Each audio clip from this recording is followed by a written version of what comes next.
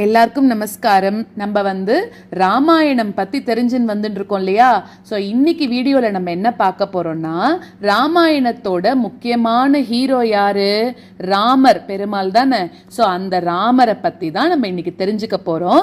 ராமர் எப்படி பிறந்தார் அப்படிங்கறத தெரிஞ்சுக்க போறோம். அயோத்தியா அப்படின்னு ஒரு ஊர். அந்த ஊர்ல சரையு ரிவர் அது ஓடின்னு இருக்குமா. அந்த ரிவர்ல தான் அயோத்தியா அப்படின்னு சொல்லக்கூடிய ஒரு அழகான ஒரு ஊர் இருந்துதான். அந்த ஊர் எப்படி இருக்கும் தெரியுமா? நல்ல அங்க இருக்கக்கூடிய ஸ்ட்ரீட்ஸ் எல்லாம் கோல்டு மாதிரி நல்ல பல பலன்னு மின்னுமா. அங்க இருக்கக்கூடிய பீப்புள்லாம் எப்படி இருப்பாளாம்? எப்பவுமே சந்தோஷமாவே இருப்பாளாம். நம்ம கூட எப்பவுமே சந்தோஷமா தானே இருக்கணும். அந்த மாதிரி அவளும் ரொம்ப சந்தோஷமா இருந்துட்டு இருந்தாளாம். அந்த ஊரை யார் தெரியுமா ஆண்டுன்னு வந்தா? யாரு ரூல் பண்ணா? தசரதன் அப்படின்னு சொல்லக்கூடிய ஒரு கிங். அவர் தான் ஆண்டுன்னு வந்தாராம். அவர் ரொம்ப நல்ல கிங். அவ ஊர்ல இருக்கக்கூடிய எல்லா பீப்புளையும் எப்படி நினைச்சுட்டாருன்னா, தன்னோட ஓன் சில்ட்ரன் மாதிரி நினைச்சுட்டு அவ்வளோ அழகா நேசிச்சாராம். அவ்வளோ அழகா அவளுக்கெல்லாம் ஆசை காமிச்சாராம். யாருமே அவரோட அந்த கிங்டம்ல அந்த அவர் ஆட்சி பண்ணிட்டு இருக்கிற போது பசியோட தூங்கவே இல்லையா. யாருமே பசி அப்படின்னு சொல்ல மாட்டாளாம். ஏன்னா எப்ப பாரு அவளுக்கு என்ன வேணும் என்ன வேணும்னு கேட்டு கேட்டு அவர் சாப்பாடு கொடுத்துட்டே இருப்பாராம். யாரு? தசரத மகாராஜா. அந்த அளவுக்கு அவ்வளோ அழகா ஆட்சி புரிஞ்சாராம். அவருக்கு 3 இளவரசிகள், அதாவது யாரு? 3 வைஃப்ஸ். அவருக்கு தசரதனுக்கு 3 வைஃப்ஸா. யார் யாரு பேரு? கௌசல்யா, கைகேயி, சுமித்ரா அப்படின்னு சொல்லிட்டு. கௌசல்யா தான் மூத்த குவீன். அவ எப்படி இருப்பா? ரொம்ப அன்பா இருப்பாளாம். எல்லார்கிட்டையும் தர்மம் பண்ணணும், அதாவது நிறைய பேருக்கு எல்லாம் நிறைய கொடுக்கணுங்கிறதுல ரொம்ப உறுதியோட இருக்காளாம். குழந்தைகள் கிட்டையும் ரொம்ப ஆசையா இருப்பாளாம். அடுத்தது கைகேயி.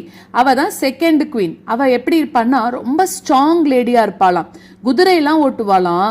வால் போர், அதாவது அந்த போர் பண்ணும்போது சில ஆயுதம்லாம் வச்சுப்பால, அந்த மாதிரி வால் போர்லயும் ரொம்ப டேலண்டடா இருந்தாளாம். அப்போ தசரதனையே ஒரு போர்ல காப்பாத்தினதுனால தசரதனுக்கு கைகேயினா ரொம்ப பிடிக்குமா. அடுத்தது சுமித்ரா. சுமித்ரா 3வது குவீன். அவ எப்படி? அவளும் எல்லார்கிட்டையும் இனிமையா இருப்பா. அரண்மனையில எப்பவுமே அமைதியா வச்சுட்டு இருப்பாளாம் அந்த அரண்மனையை. அதாவது எல்லாரையும் போய் பார்த்து யாரும் சண்டை போடாம கொள்ளாம அப்படி வச்சுட்டு இருப்பாளாம். இவா குடும்பத்துக்கு வசிஷ்டர் அப்படின்னு சொல்லி, அந்த குடும்பத்துக்கே எது நல்லது எது கெட்டது அப்படின்னு சொல்லக்கூடிய ஒரு குரு. அவர் பேர் தான் வசிஷ்டர் அப்படின்னு பேரு. அவர் என்ன பண்ணுவாராம், அதாவது சாதாரணமா வாத்துக்கு வந்துட்டு போற ஒரு கெஸ்ட் மாதிரி அவர் இருக்க மாட்டார். அவர் தான் இக்ஷ்வாகு வம்சத்தோட, அதாவது தசரதனோட குடும்பத்தோட ஒரு தலைவர் குருநாதரா அவர் தான் இருந்தாராம். ஓகேவா? அப்போ பல பல தலைமுறைகளாக இந்த அரச குடும்பத்துக்கு அவர் தான் வழிகாட்டிட்டு வந்துட்டு இருக்கார். அப்போ யாராக்காவது குழந்தை பிறக்கணும் அப்படின்னா அந்த குழந்தைக்கு நல்ல பேரை செலக்ட் பண்ணி கொடுக்கறது கூட இந்த வசிஷ்டர் முனிவர் தானாம். அதே மாதிரி யாராவது எங்கேயாவது வெளியில போறா, வாருக்கெல்லாம் போறா அப்படின்னா அவ எல்லாரையும் பிளஸ் பண்ணி அனுப்புறதும் இந்த வசிஷ்டர் தான். ஸோ அந்த மாதிரி இந்த அரச குடும்பத்துக்கு வசிஷ்டர் அப்படின்றவர் ஒரு மெயின் பங்கு வகிச்சுட்டு இருந்தாராம். இப்படி அந்த அரண்மனையில யார் இருக்கான்னு பார்த்தோம் இல்லையா? ஆனா அந்த அரண்மனையில தசரதனுக்கு ஒரு ரொம்ப வருத்தமா. என்னது அப்படின்னா, என்னடா நம்மள்ட்ட இவ்வளோ பெரிய அரண்மனை இருக்கு, ஆனா இதுல விளையாடுறதுக்கு குழந்தையே இல்லையே அப்படின்னு அவர் ரொம்ப மனசு கலங்கி இருந்தாராம். அப்போ அவரோட குருநாதர் வசிஷ்டர் ஒரு வழி சொல்றார். இத பாரு, நீ கவலைப்படாத, நம்ம ஒரு நல்ல யாகம் ஒண்ணு பண்ணலாம். அது பேர் என்னன்னா புத்திர காமேஷ்டி யாகம். அப்படி நம்ம பண்ணோம்னாக்க பெருமாள் நமக்காக கண்டிப்பா அனுகிரகம் பண்ணுவார் அப்படின்னு சொல்றார். உடனே இவாளும் என்ன பண்றா? குரு சொன்னா கேட்டுக்கணும் இல்லையா? உடனே இவாளும் அந்த யாகத்தை பண்றாளாம். அப்படி பண்ணிட்டே இருக்கும்போது நிறைய நெருப்பெல்லாம் வருது. அதுல இருந்து மந்திரங்கள் சொல்றா. வானத்துல ஸ்கைலெல்லாம் எப்படி இருக்குன்னா நல்ல ஃப்ராக்ரன்ஸா வருதான் காத்து, நல்ல சுகந்தமான காத்து வீசறதான். அப்போ திடீர்னு அந்த யாக நெருப்புல இருந்து பார்த்தாக்க ஒரு தேவதை வராராம். அப்படியே அதுல இருந்து என்ன வச்சுருக்காரு? அதுல கையில வந்து பொண்ணு கோல்டால ஆன ஒரு கப்பு கிண்ணம் வச்சுட்டு இருக்கார். அதுல என்ன வச்சுட்டு இருக்கார் தெரியுமா?